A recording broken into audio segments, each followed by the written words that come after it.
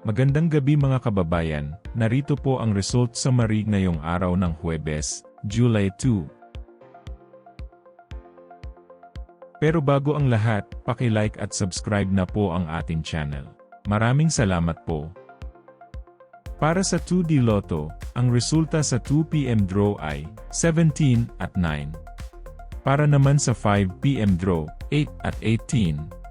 At para sa 9 PM draw ay 14 at 18 in exact order. Para sa 3D Lotto, ang resulta sa 2 PM draw ay 1, 8 at 1. Habang sa 5 PM draw ay 7, 2 at 0. At para sa 9 PM draw, 6, 9 at 3 in exact order.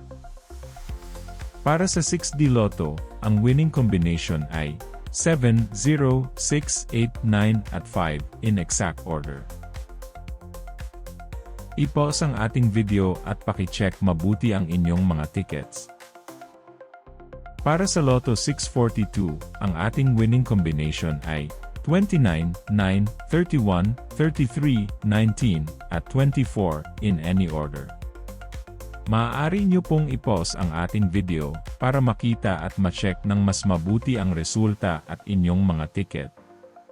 Check nyo na din po ang consolation prize sa ibaba.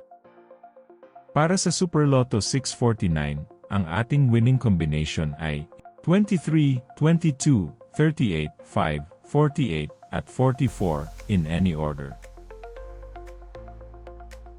Muli, maaari nyo pong i-pause ang ating video para sa pag-check ng inyong mga ticket at panalo.